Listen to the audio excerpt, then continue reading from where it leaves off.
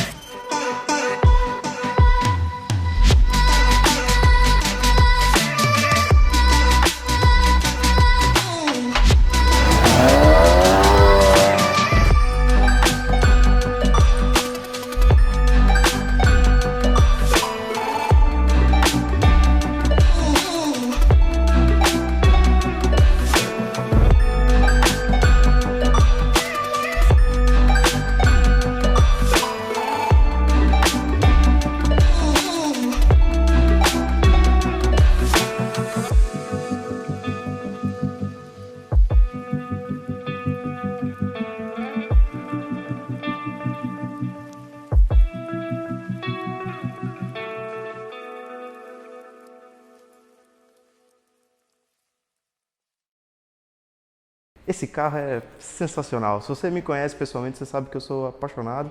E caso você não saiba, o Golf, na Europa, ele veio para substituir o Fusca. E se você não sabe a história do Fusca, o Mano Paulo vai deixar aqui na descrição para você acessar. E aí você conhece o primeiro episódio do Ponta a Ponta que a gente falou do Fusca. O Golf normal, ele veio para substituir o Fusca, para ser a continuação do Fusca em 74, porque, como vocês já sabem, o Fusca ele era um carro que era muito arcaico. Então a Volkswagen ainda precisava de um carro que fosse hatch e que tivesse um preço bom e você pudesse usar no dia a dia, um carro que fosse prático. Só que aí veio um maravilhoso de um executivo e acrescentou o X chamado esportividade. E aí nasceu então a primeira geração do Golf GTI. Ela tem faróis, parece o farol do Passat, ele é bem redondo, são 4 na frente. Ele parece um Gol quadrado de lado, ele tem mais ou menos as mesmas extensões. Se você colocar os dois lados, você vai ver que tem uma diferencinha na janela. Aquele painel também é bem parecido, ele tem luz verde. E cara, desde da primeira geração já veio com banco xadrez. No Golf GTI, ele tem um xadrez cinza.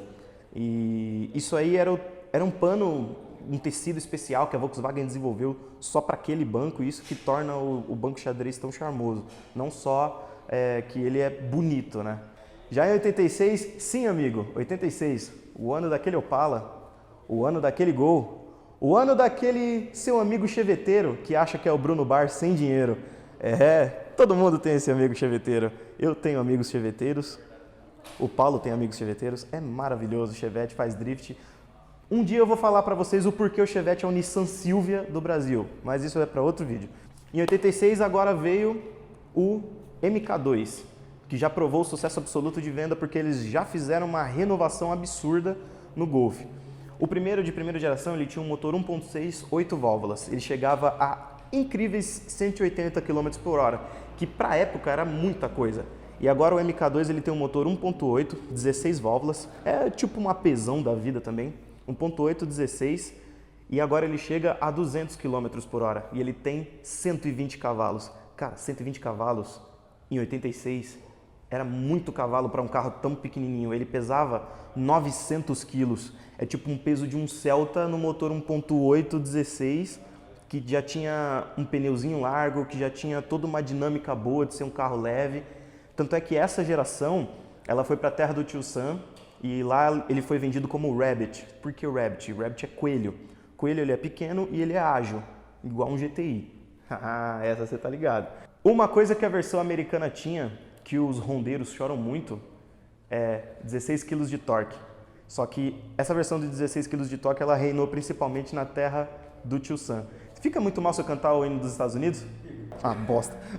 O Paulo acabou com a minha vibe. Então, meus amigos, eis que chega o que acredito eu ser a melhor época de todo carro esportivo bem feito, os anos 90.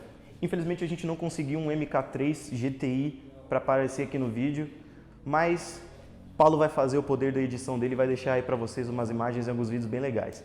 O MK3 ele chegou pra gente aqui no Brasil, a gente teve a primeira unidade do Golf GTI com o MK3, ele vinha do México e aí ele já era um 2.0 com fluxo cruzado de 110 cavalos. Já tinha pneu bem mais largo, roda 15, só que a cara dele ele foi da água pro vinho. Então ele não era mais um carro quadrado, ele já tinha umas linhas muito mais do que contemporâneas para a época, ele era um carro bem curvado, todo mundo conhece todos aqueles faróis de milha junto com os piscas embaixo, o carro é maravilhoso. Mas aí você me pergunta, pô Brunão, GTI sempre foi bichão, por que só veio um 2.0? Porque estamos no Brasil, né meu parça? Esse carro teve uma versão VR6, mas vieram pouquíssimas unidades para o Brasil. E algumas alemãs de importação particular, gente que tinha grana naquela época. Então, você acha esse carro hoje, só que ele é muito raro, tipo, muito raro mesmo. E aí, meus amigos, em meados de 97 e 98, chega esse maravilhoso, famoso sapão aqui pra gente, porque a gente adora dar nome que não tem nada a ver para carro que a gente acha legal.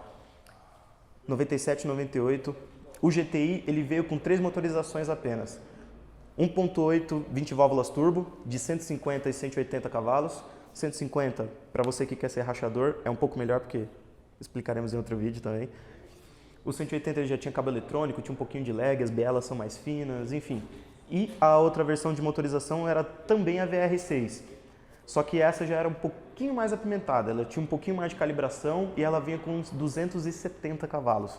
Era um negócio muito absurdo, só que não tinha tanto torque porque a época ainda não existia o downsizing, mas esse carro veio com uma versão R32 que também usava o VR6, só que ainda era tração integral e tinha câmbio manual. Cara, esse carro vieram 100 unidades apenas para o Brasil e quando você acha tipo 80 mil reais, assim, brincando.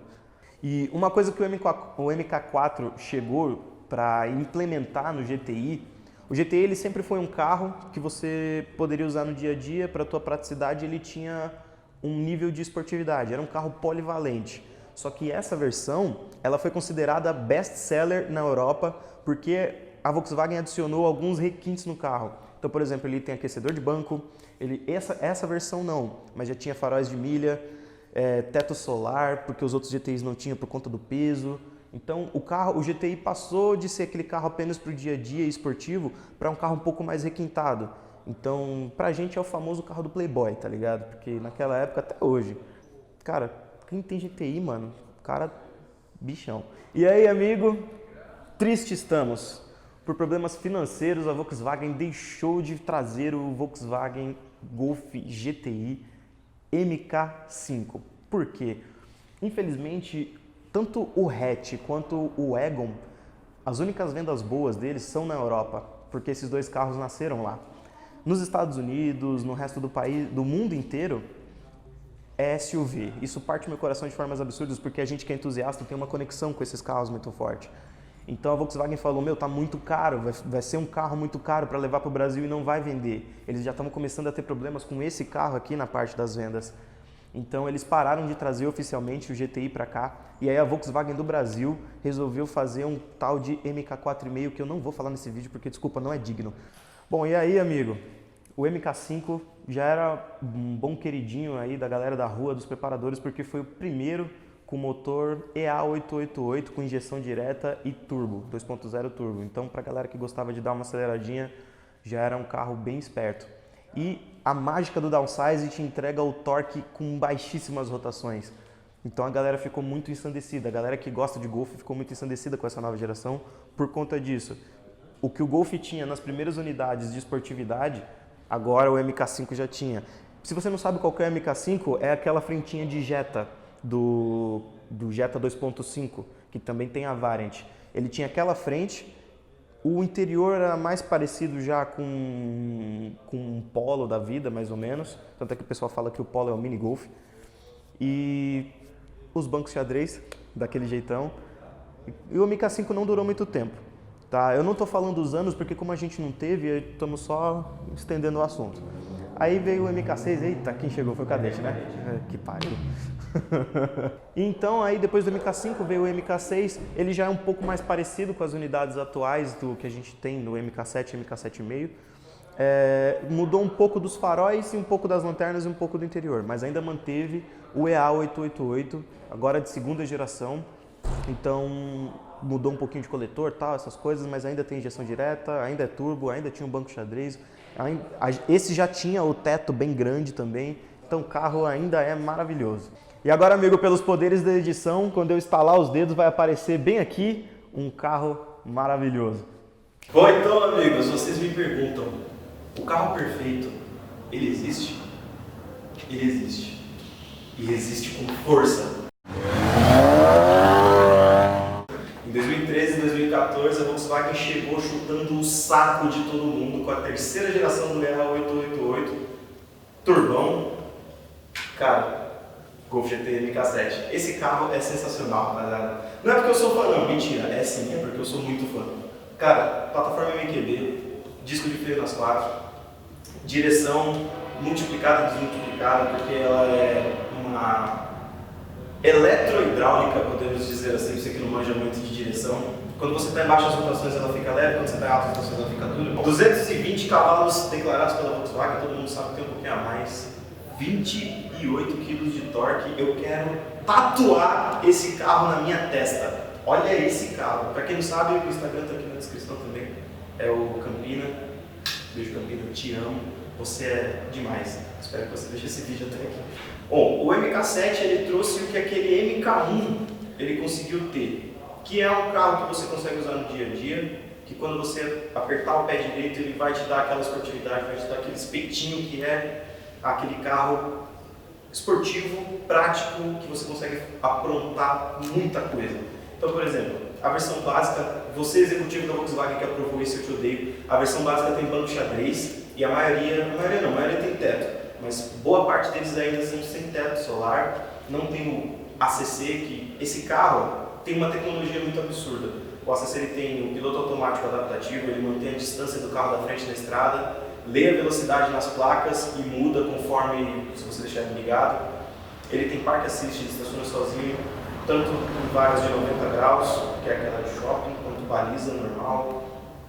O carro é absurdo. Então assim, você tem uma tecnologia alemã e uma segurança muito boa empregada no carro, e você tem a esportividade num carro turbo, um carro dinâmico, ele tem uma mesa de torque, se você olhar no gráfico, o torque faz isso aqui e fica, aí só depois ele cai. O carro é sensacional, rapaziada. O Paulo vai colocar umas imagens externas para vocês verem como esse carro é lindo andando, e assim, eu vou chorar, me emocionou. Carro melhor para o dia a dia, amigo, MK7. Faróis que acendem automaticamente conforme o dia vai caindo, sensor de chuva, câmera de ré, sensor dianteiro, sensor traseiro. Esse carro é fenomenal. É a tecnologia alemã que você já conhece, das Auto, você conhece, você confia. Depois dessa versão, que é o MK7, que são esses faróis em U, a gente teve uma versão bem curta, que foi o 7,5. Aqui ela é brasileira ainda. Por quê? Lembra daquele corte de custo que a Volkswagen teve que fazer parando de trazer o MK4? Aconteceu a mesma coisa aqui. As versões 2013, 2014, 2014 e algumas 2014, 2015, eles pararam de trazer por conta de custo. Esse carro vinha da Alemanha. Ele tem freio de mão eletrônico, o acabamento dele é aquele acabamento bem padrão alemão. Então o carro é sensacional, assim, você fecha a porta, você não escuta um ruído do lado de fora. O carro é aquele carro que você fala, cara, esse carro é sensacional, apesar de ser um Volkswagen que, para a gente aqui é conhecido por fazer uns carrinhos mais ou menos medianos. E aí em 2015, a Volkswagen falou, cara, tá muito caro, ainda tá muito caro para poder, porque não tá vendendo. Desde aquela época do MK4, a Volks tem esse problema com o Golf aqui no Brasil. Então o que eles fizeram? Começaram a trazer do México. E aí veio 2015. Ele perdeu algumas coisas de tecnologia. Esse carro aqui, o alemão, ele tem ainda o eixo traseiro com suspensão independente. Então você pode fazer curva com ele muito rápido. Apesar de ser um carro pesado, de 1.400 kg, ele tem uma dinâmica muito boa. Só que aí o 2015 ainda tem isso. E aí o 2015 durou até mais ou menos meados de 2017 e começo de 2018. E aí em 2018 ele ficou completamente brasileiro. Aí o freio é menor, não tem mais suspensão independente. Os caras cortaram o custo de forma absurda. Não é mais um DSG, é um câmbio X lá que eles fizeram, bem parecido com o DSG. Mas, por exemplo, para você que não entende muito de preparação, um estágio 3 aqui, que você pega a turbina do Golf R, que é acima do GTI, e coloca, ele vem quase 400 cavalos de roda. E você não precisa mexer no câmbio. É só um mapa de câmbio para as embreagens ficarem um pouco mais duras e assim ela não patina, não tem desgaste.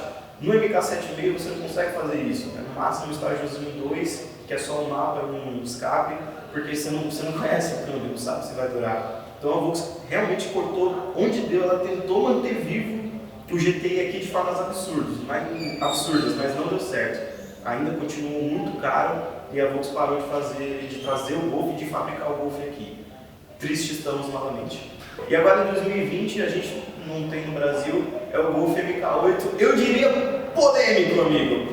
Ele tem um para-choque que parece inundado, aquela parte dos 5 assim, interior meio Porsche, meio Gol, meio Polo, meio... enfim. Eu acho bonito, se você usar o para-choque do Jetta GLI, ele fica bem legal. Mas o Golf MK8 não tem muito o que falar dele, porque ele não veio para cá. Ainda usa a mesma plataforma, só mudou a parte exterior e interior. É basicamente o mesmo carro com uma cara diferente. É o filho feio do GTI, tá ligado? Agora já perto do final do vídeo, se você não entendeu ainda, o GTI, quem é do GTI costuma dizer, cara, GTI é GTI, por quê? Ele é uma referência de carro esportivo, por ele ser esse carro polivalente.